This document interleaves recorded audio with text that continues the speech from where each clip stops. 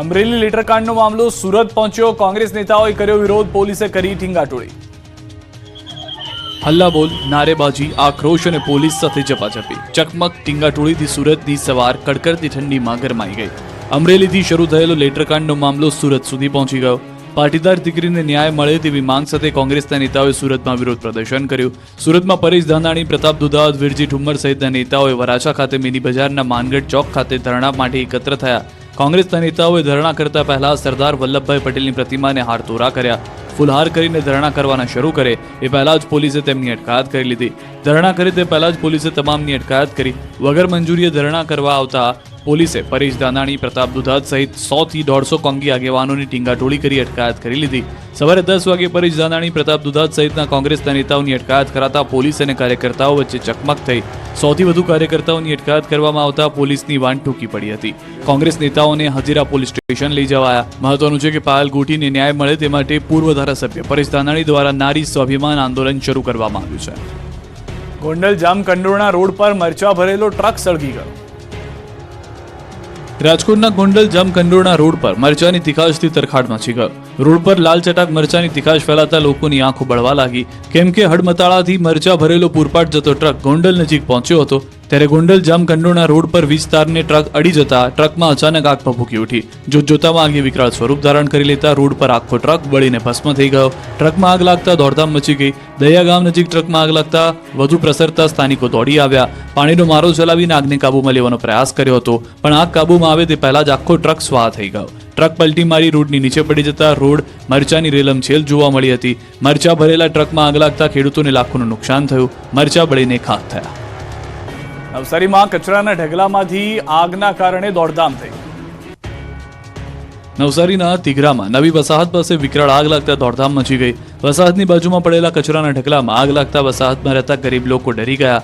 આગ જોતજોતામાં વિકરાળ સ્વરૂપ ધારણ કરી લેતા ગરીબ લોકો ઘર છોડીને જીવ બચાવવા બહાર દોડી આવ્યા। ભારે પવનને કારણે આગે વધુને વધુ રૌદ્ર સ્વરૂપ ધારણ કરતા કચરામાં લાગેલી આગ શ્રમિકના ઘર સુધી પહોંચી ગઈ। એક શ્રમિકના ઘરમાં આગ લાગતા આખું ઘર ભડકે પડ્યું। આગ વિકરાળ બનતા ધુમાડાના ગોટે ગોટાથી આકાશ ભરાઈ ગયું। દૂર દૂર સુધી ધુમાડા દેખાયા હતા। આ અંગેની જાણ ફાયર વિભાગને કરવામાં આવી હતી। ફાયરની ટીમે પહોંચીને પાણીનો મારો ચલાવ્યો હતો, પરંતુ આગ ભીષણ હોવાથી કલાકો સુધી પાણીનો મારો ચલાવવો પડ્યો હતો। જંબુસર જામડી ગામે આગની ઝપેટમાં 3 મકાનો બળીને ખાખ થઈ ગયા। જામડી ગામના આંટ્યુ ફળિયા વિસ્તારમાં બની છે આગની ઘટના। આગની ઝપેટમાં 3 મકાનો બળીને ખાખ થઈ ગયા।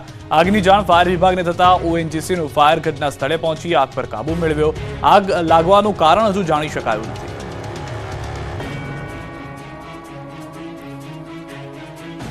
વડોદરાના સમાસાવલી રોડ પર મારામારી। લીલે રિયા એપાર્ટમેન્ટમાં થઈ છે મારામારી।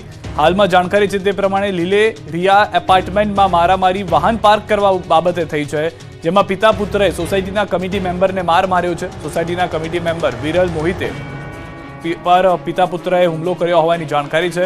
પુત્ર હર્ષિલ શાહ અને પિતા જીતેશ શાહે માર્યો છે માર। વિરલને માથાના ભાગે થઈ છે ઇજાઓ।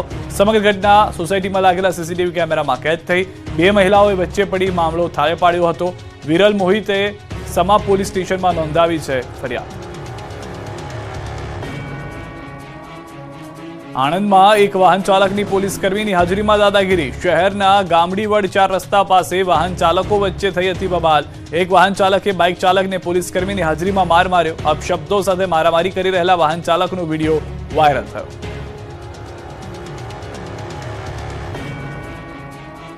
અમદાવાદના શેલામાં પૂરપાટ ઝડપે આવતા થાર ચાલકે ડિલિવરી બોયને ઉલાડ્યો।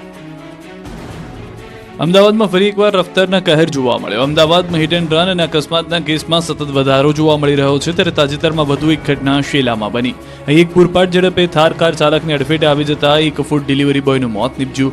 આ કાર ચાલકે એટલી ભયાનક ટક્કર મારી હતી કે વાહન ચાલક ફંગોળાઈને દૂર પટકાયો, જેના કારણે તેને ગંભીર ઇજાઓ થતા મૃત્યુ પામ્યો।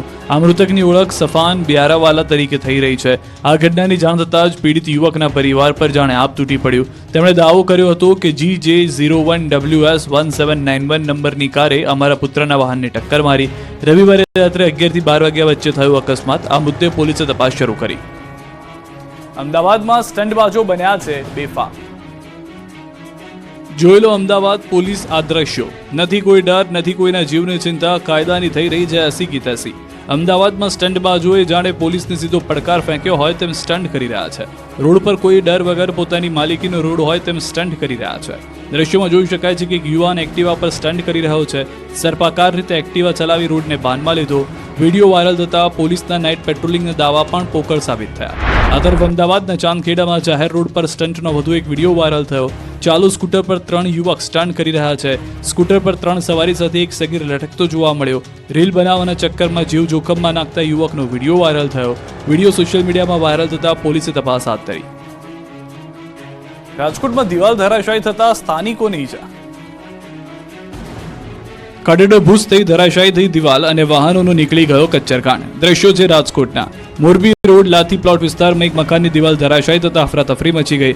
મકાનની દિવાલ ધરાશાયીની ઘટનામાં 3 થી વધુ લોકોની ઈજા પહોંચી. આ ઘટના અચાનક થઈ કે સ્થાનિકોમાં ભયનો માહોલ સર્જાયો. દિવાલની પાસે પાર્ક કરેલા 4 થી વધુ વાહનો પર જ પડતા ટ્રક અને મિની ટેમ્પો સહિતના વાહનોનો કચ્ચરકાંડ નીકળી ગયો. મકાનની કેટલાય સમયથી દિવાલ ધરાશાયી થશે તેવી સ્થાનિકોમાં ભય હતી. આ ભયના કારણે આસપાસના લોકો ત્યાંથી નીકળવામાં પણ ભય લાગતો હતો.